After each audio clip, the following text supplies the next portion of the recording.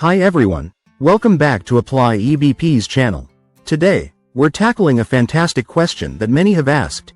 How do I include students in setting their own IEP goals? Current evidence shows that starting with a client-chosen goal is one of the key ingredients of effective intervention.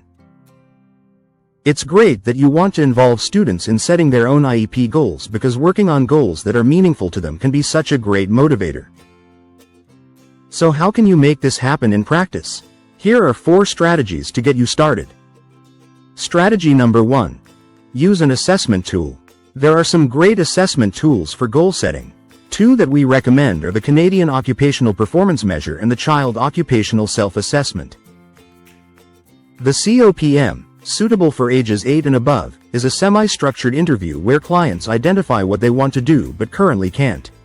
The goals are further rated in importance, their current performance, and their satisfaction with how they do it. The COSA, designed for 6 to 21-year-olds, is more kid-friendly. It includes 25 everyday activities across home, school, and community settings, with options for symbol-based or card-sort versions. Even though these tools have occupation in their name, it does not mean that they are just for OT practitioners. They can also be used by physical therapists, speech-language pathologists, and other professionals. Strategy number 2. Review with the student their own IEP document. Inviting students into their own IEP review can be transformative. Start by explaining what the IEP is and then walk through their own IEP together. As you go through the goal page, ask them how they think they have done so far on their goals. Then help them create goals that are meaningful to them. What would they like to learn? What would they want to be better at? You don't need to reinvent the wheel.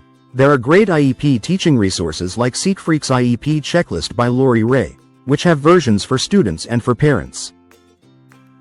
Strategy number 3. Conduct a routine-based conversation.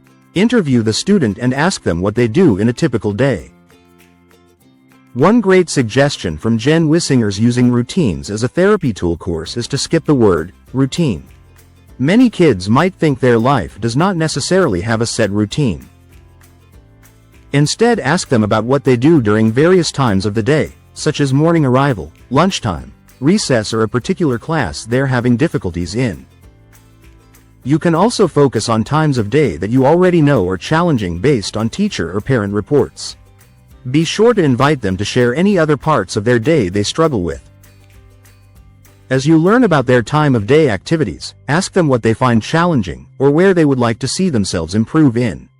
Is it putting their jacket on so they can head to lunch with their peers? Is it keeping up with their peers in recess? Is it completing schoolwork in a particular class? These insights can point you straight to meaningful, real-life goals. Strategy number 4. Use your keen observation skills. For younger children or students with complex needs who can't communicate their goals, use your keen observation skills. Pay attention to their preferred activities.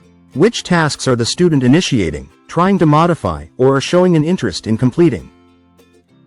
Incorporate these preferred activities into their IEP goals to make the goals even more meaningful to the student. There are many more strategies out there, so share your ideas in the comments below.